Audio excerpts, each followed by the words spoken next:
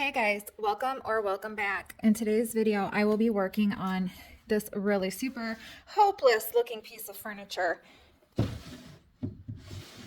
This video is a part of the YouTube challenge in collaboration, the Unique Antique Challenge. And this theme is hope. So we are going to take these hopeless pieces of furniture, such as this one right here, and transform them using pastel colors. And this one is definitely a great candidate. It has got this really, interesting paint color, like a pumpkin. Not my first choice. The drawers are really bad. It is wood. This back panel here is pretty gross and it's definitely going to need to be replaced. So this challenge is hosted by myself as well as Kat from Owling Dog Designs. I'm starting off by removing this back piece, but I'm not going to throw it away. I'm going to keep it so I can use it as a template so I can cut out a new piece. I'm using this putty knife thing. It's metal, just to pry the nails out and remove it. Be sure to watch the playlist of all the participants that will be joining this challenge. I will link it down below as well as on the end screen so you can find it there. To remove this and replace this. So I'm going to remove the side panels. I'm going to try and use a hammer.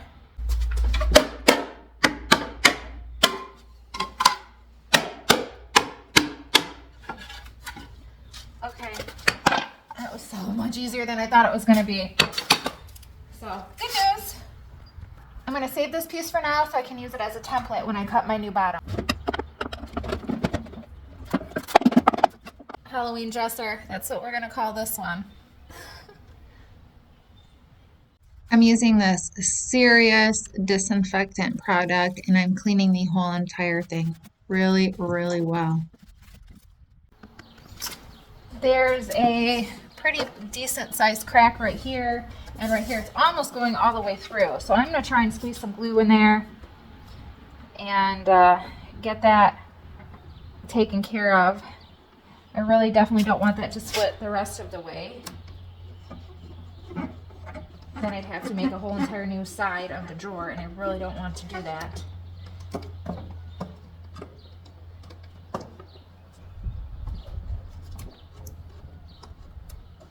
All right, then I'm gonna take a ratchet strap, wrap it up, clamp it tight. Now I have this sticker that is just not coming off. It's super stubborn. So I'm gonna use this heat gun and just warm it up a little bit. And what this does, it just reactivates the glue and makes it so much easier to lift off. That was really stuck on and super easy way to remove stickers, contact paper, etc. I'm scuff sanding everything with my orbital sander. I don't need to remove the paint completely, just a good scuff. I'm doing a custom mix on my paint here. I wanted pale yellow, pastel yellow color, so I'm just using this Plaster Waverly brand chalk paint and just a mist tint yellow.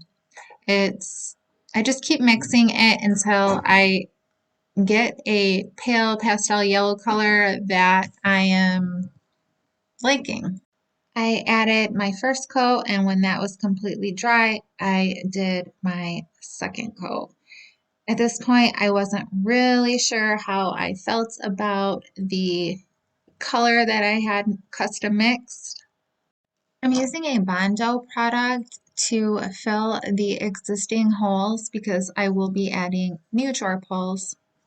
This is actually an Auto Bondo type filler and it dries in approximately 30 minutes or so. And then once it's dry, I just sanded it and repainted. I'm not thrilled with this yellow, so I'm going to make it a little bit more, I'm just going to darken it a little bit. It's too lemon chiffon-y, I guess, for me. So I'm just going to add a little bit of this Venetian yellow to my mixture with some more white, and I'm going to repaint the whole entire thing. and see if I can darken it up a little bit to where I'm happy with it.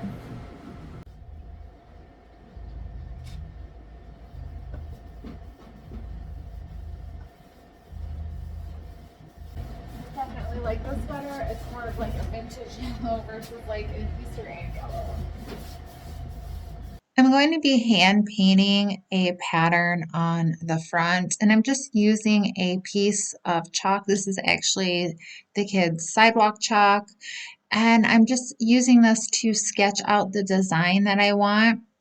And it's nice to use the chalk because if you do not like it, it's just really super easy to erase. I know it's really light and it's really hard to see. So hopefully you can get an idea of how I'm creating this pattern and this design on the front. I'm just keeping my piece of paper towel close by and handy so I can just erase any mistakes that I might make.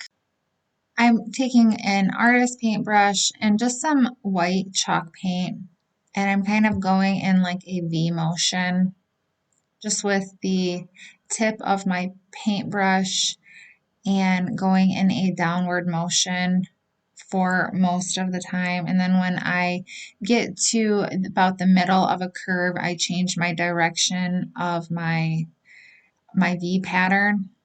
I'm not concerned about perfection. I just want this all to look hand painted and unique anyways.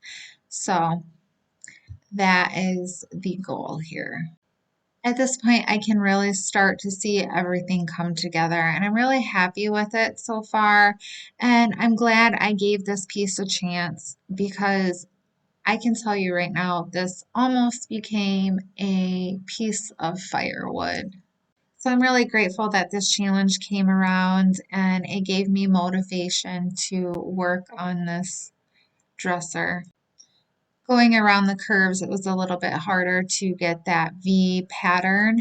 And I'm trying to stagger everything if I can. Hopefully you guys can see what I'm doing and it's not too light.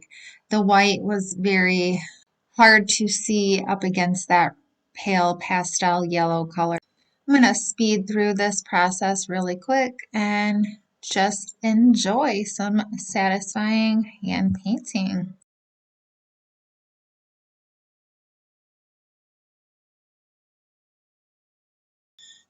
For the top, I wanted a little bit of a contrast. Instead of removing all of the paint, I'm using this Poly Shades product, which I am not a huge fan of. It's a polyurethane mixed with a stain, and the only way I can actually use it is to create these faux wood finishes. I'm taking a chip brush and I am brushing this on. I'm making sure to keep my brush strokes going in the same direction, similar to what a wood grain would look like. And I'm just spreading it out that way. And I'm doing a really thin coat. Then once this is complete, I'm going to let this dry. And this did take a couple of days actually to dry completely. I did tape off the edges and just be aware of any drip marks that might be forming on the edges. I like that the chip brush makes it look more like a wood grain because the bristles are extremely coarse, and I also like to add thicker areas here and there that will look similar to wood grain as well. I took the old back piece from the dresser and I traced around it on a new piece of Luan board. And this is just way easier than measuring everything, and I know I'm going to get the correct measurements. And I did the same thing with that Joratum that I replaced. I just traced out the old existing piece, and I actually did two just in case we cut one inaccurately.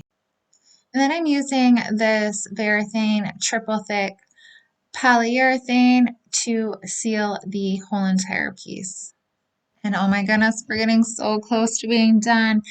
I'm adding the new hardware, and I purchased these on Amazon, and if I can find the link, I will link them below. They're really simple and easy to put on. You are putting the screw through the top, so you don't have to drill any holes unless you want to pre-drill a hole if your wood is like a harder type wood. This was pine, so I had no issues getting the screw to go through it.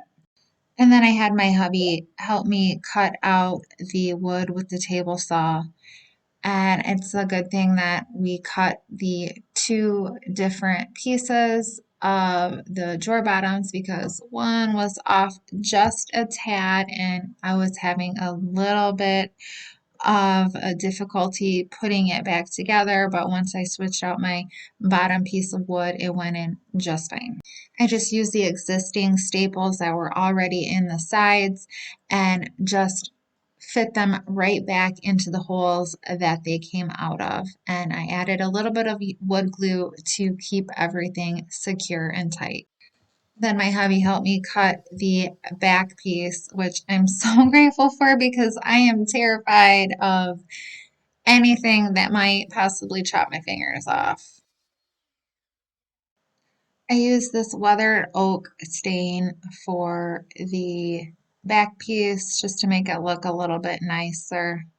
And I'm just applying it with a paper towel. We used some small finishing nails to add the back piece back on.